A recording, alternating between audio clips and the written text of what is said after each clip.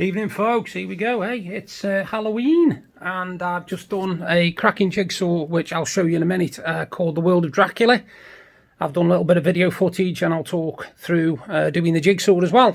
I know I only did a vlog the other day, but I just fancied having a little bit of a rattle with you and seeing how everybody was on this absolutely horrendous Halloween. To be honest with you, it is absolutely chucking it down with rain, freezing cold, and it's blowing a gale. Now, in some ways, that's good, because that doesn't mean we haven't got like dozens of trick-or-treaters knocking on the door every 5 minutes. But in some ways, you know, it's a little bit of a letdown. Anyway, I've been doing jigsaws, as I've just said. I've just finished The World of Dracula. The one I did before that was a pretty good one as well. So, you know, I'm getting a few of my jigsaws done now. I'm about to do one called The World of Mythical Creatures, which looks really, really good, and it's from the same company, Lawrence King Publishing. But it's been quiet. It's been nice and quiet. Me and my wife, we were going to be watching horror films tonight, but not really in the mood, to be honest with you. We have been watching The Walking Dead, though, and we had watched it up to season 4, and we're now up to season 9. And I don't know if you can hear the noise behind me, but that's the rain hitting the window. It is absolutely chucking it down, I'm telling you. Quite apt, actually. I've got a thingy behind me, shadow, look, spooky. Anyway, I hope you're all right. A bit of a talk today, mainly, to be honest, to do with Halloween, actually. It's about fear. Now, obviously, a lot of people are scared of different things. Anything from spiders to the dark. Some people are even scared of, you know, things that you wouldn't normally be scared of, like polystyrene or, you know, bubble wrap or something like that. But we've all got a fear of something. Now, I'm not saying everybody's frightened of something that you can see or something that you can feel. I know that when you're growing up, you don't seem to worry about fears, you know, they disappear on you. But as you get older, different fears come into your life. Because when you're younger, you might have a fear of getting run over, or a fear of falling downstairs or something like that. And as you get older and you learn to sort of like live with those fears, you start realizing that fear follows you every minute of the day. Because, like I say, we're all scared of something. I mean, some people are scared of getting a phone call to say something bad's happened to a loved one, because that's still a fear. It's still a fear, you know. If somebody's travelling, say, from, like I live in Blackpool and my sister lives in Stoke, if she was coming up tonight and it's absolutely throwing it down with rain, I would have a fear that something would happen on the way here, you know. Fear is one of those things. And Halloween obviously preys on fear. That's what it's supposed to be about, you know. And people scared of ghosts and ghoulies and all this sort of thing. Now, I'm not anything like that, to be honest with you. I'm not scared of the supernatural world in that way, because I do believe that there's a lot of truth to what goes on out there. And we don't know everything. We can't know everything. So my fears, they're more down to earth, if you like, more rooted. I live in fear that something will happen to my loved ones. I live in fear of the pandemic reaching epic proportions and people dying like flies, rather than at the moment where things seem to be under control. But we've all got fears, you know, we've all got fears. We might be brave and say, oh no, I'm not scared of anything, nothing scares me. It does, trust me. There will be something that you are afraid of. And it doesn't have to be things like spiders, and it doesn't have to be things like gnats or bloody dragonflies or whatever, or bees or wasps or spiders, you know, like it could be anything. It can be anything. And we all deal with fear different ways. Some people deal with fear by pretending that it's not there. Some people will literally freeze rigid to the spot. And I'm just going to tell you actually about an incident that happened to me many, many years ago. I was 16, 17 coming up, and I was on YTS. And when I was on YTS, they had us go down to this place that used to be called Sergeant's, and it was a garage at the bottom of Smallthorne Bank, quite away from where we worked, from where we actually worked, because it was a YTS agency. And me and 2 other girls went down there, and we went to the main entrance to this garage, and we were told to go round the back. Anyway, we went round the back, and it was like a great big massive greenhouse type thing, you know. And when I entered into it, I know something made me have bad vibes, and I couldn't work out why, because there were these lovely ponds all over the place, and they were covered literally with like golden carp. Now, I was a big fisherman at the time, so to me that was like paradise gone wrong. But I still had a bad vibe, and I couldn't work out why. We were about halfway across this about 50 or 60 metre concrete concourse when I decided to look up, which was a big mistake. Now, I am not arachnophobic, but I don't like spiders. I'm not terrified of them. But unfortunately, one of the three of us was. And now this girl looked up, and the entire ceiling was a mass of spiders and spider webs. This guy bred spiders. He assured us after that they weren't poisonous and that if any of them dropped on us, they wouldn't bite us. Well, when you're arachnophobic, you don't give a toss if they've got bloody corks on their fangs. You're just arachnophobic. You are absolutely terrified of spiders. And this girl froze to the spot. Her entire body went like rigor mortis. It went solid. Her skin was literally as red as fire. I've never seen anything like it in my life. And we could not move her for about 10 minutes. It was like trying to move a mummy. She was frozen, rigid with fear, knowing that she was halfway across this thing. So whatever happened, she would either have to go halfway back or continue the journey to the door. There was no getting away from it. There was no just stepping back and you were free. And she was absolutely terrified. And that was a fear, you know, that I saw. I knew people had been arachnophobic. Yeah, that's not a problem. But this woman was literally the first person I'd ever seen that was terrified to her skin. She could not move. And even when we got her out of the building, and I went for the interview, and it was a complete farce anyway. I didn't get it. I didn't want it because it was stupid. But when we got her out of the building, it took us about 45 minutes after that. We were halfway home on the bus to actually Newcastle-under-Lyme when she suddenly started talking again in proper sentences instead of just complete gibberish. And we weren't told that that's what this thing was. And when we got back, I stormed into the office and I said, what was the idea of sending us there? Now, they didn't know anything about it either, so I couldn't rollick them. But they actually got in touch with this garage and told them that they should have told us exactly what was going to happen. And that's the first instance I remember of somebody being absolutely scared, rigid. Now, one of my fears, I'll do this because it's Halloween anyway. My main fear is a lot of people are scared of dying. Now, I'm not, because I know it comes to us all and there's nothing we can do about that anyway. But it's the method that we die that I'm scared of. Now, the one thing I am absolutely terrified of, and I didn't realise I was terrified of it until I watched a film, and it was called, I think it was called Buried, I'm not quite sure. And it's about a man who kidnaps this woman, and he puts her in a coffin underneath the ground with a tube coming up so that she can breathe, and a straw so she can drink, but she's literally in a coffin, and she is under the ground. And I realised that that's the one thing that would terrify the life out of me, being buried alive.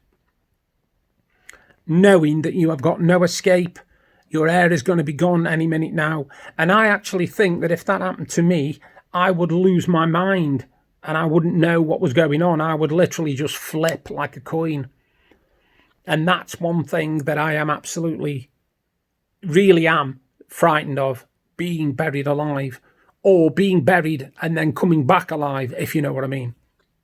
Because it does happen, obviously 1 in 50 billion cases, but it does happen.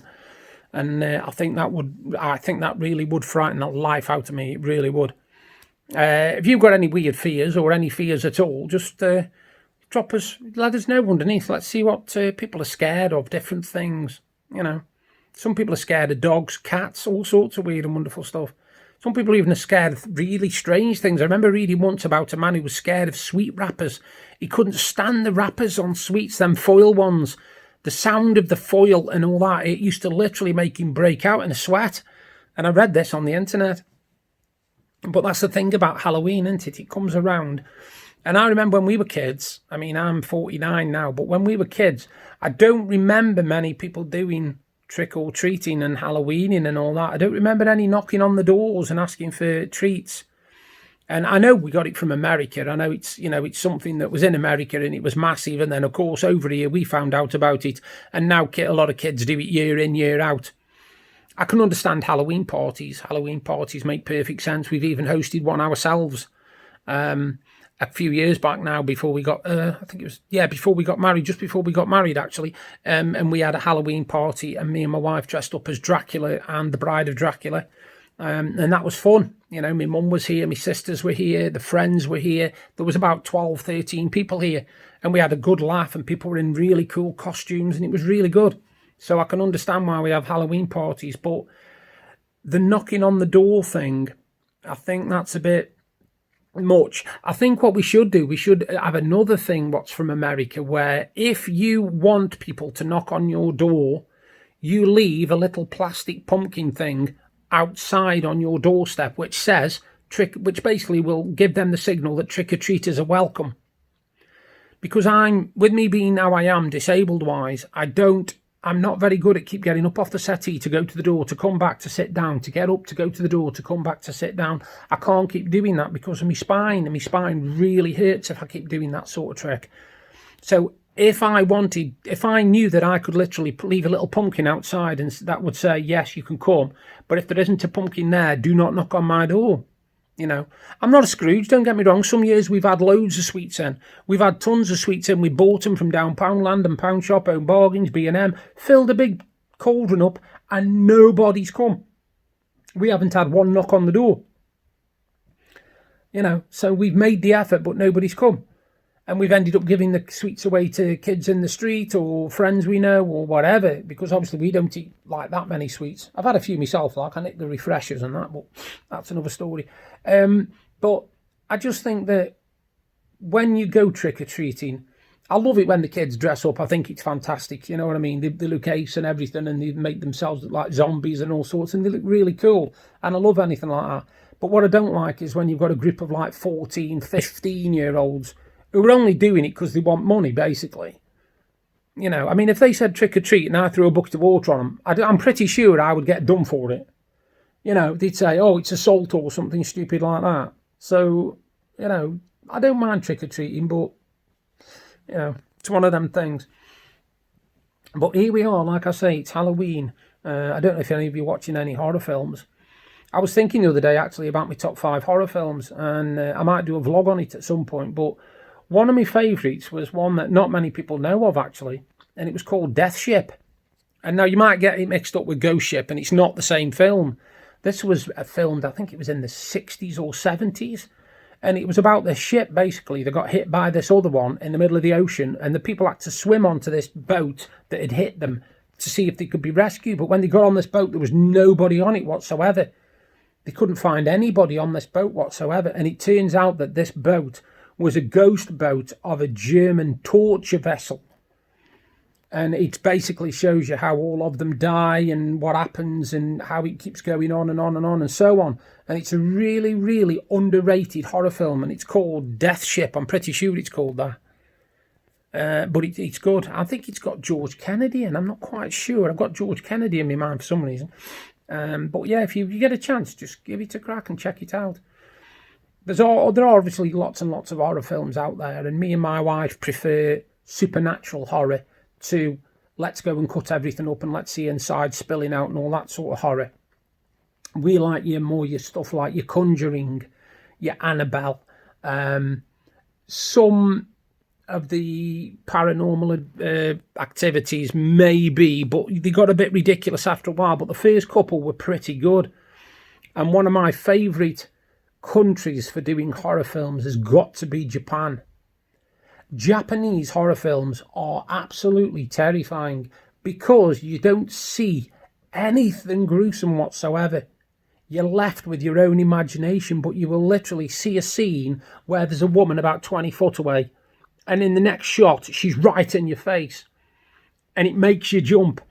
And they do all weird sound effects, like when they're moving and stuff, you'll hear stuff like and all this sort of stuff, you know, and it's scary because you're watching this film and you're hearing these noises, but you don't see anything gruesome. That's how they do it. You don't see anything gruesome at all.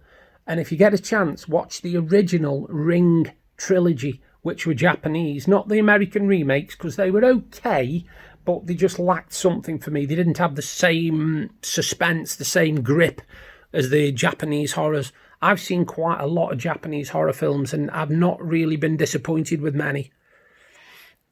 There was a series that was out a fair few years ago now, and you can't get it hardly in this country, and it was called Prayer Beads. And what it basically is, it's about this necklace of prayer beads. Again, it's Asian. I'm not sure if it's Japanese, but it's Asian.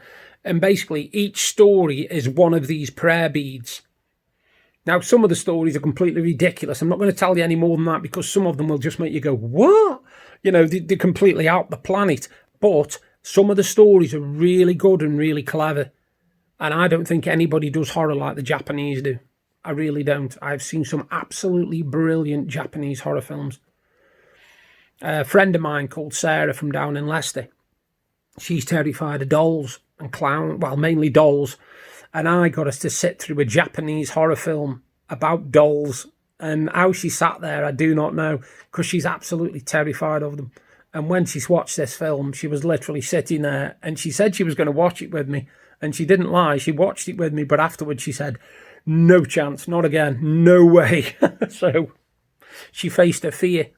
Some people can face the fears, you know. They always reckon that if you're terrified of spiders, you should be put in a room of them because that will cure you. I'm sorry, but to me that's BS. It really is. Because if I got Deb and threw her into this living room and said, don't worry, by the way, I've just released 200 spiders, you'll stop being scared of them soon, she would walk through the wall or climb out the window or, I don't know, smash a hole in the wall or something daft. She wouldn't just sit there and go, all right, in half an hour I won't be scared of spiders no more. It's not going to happen. It's not going to happen. Anyway, I just thought to do a quick vlog tonight. You've just had me rattling about Halloween, fear, and God knows what else. And also, you're going to see in a minute coming up my jigsaw of the world of Dracula, which is a fantastic jigsaw. The illustration is by Adam Simpson, sorry, I got my teeth up then.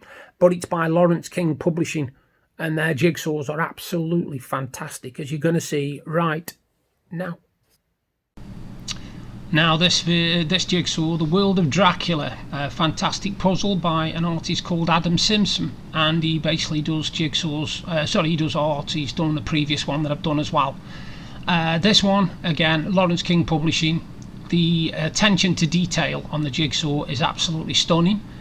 I started this one yesterday and I wanted to get it finished for today. Now, I managed to do it. I managed to get it finished by about 3 or 4 o'clock, and I thought it was an ideal jigsaw to do with it being Halloween. Like I say, as you can see, the attention to detail is stunning. If you're wondering why the light keeps flickering every so often, I had to stand and block the light so I could film, my wife could film this properly. This is good balanced cinematography. This is because Deb's in control of the webcam, the phone, not me. If it wasn't, it would be shaking all over the place like my vlog is, if you noticed.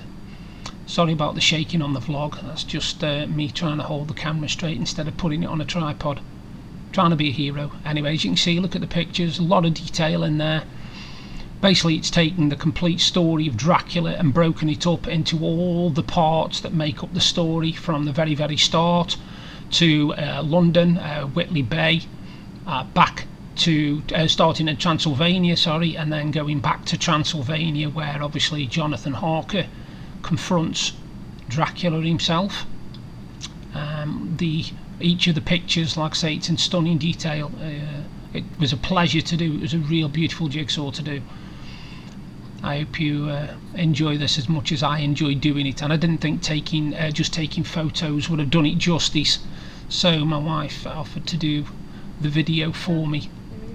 And as you can see, all the detail in it's stunning, right the way up to the last scene at the bottom there, where, you know, it all gets sorted, Dracula gets killed, and Jonathan Harker ends up with the woman at the end.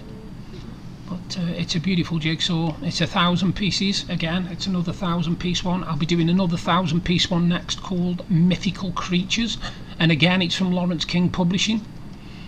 So there you go. That's the jigsaw, the 1,000 piece jigsaw of the world of Dracula. Here's some pictures.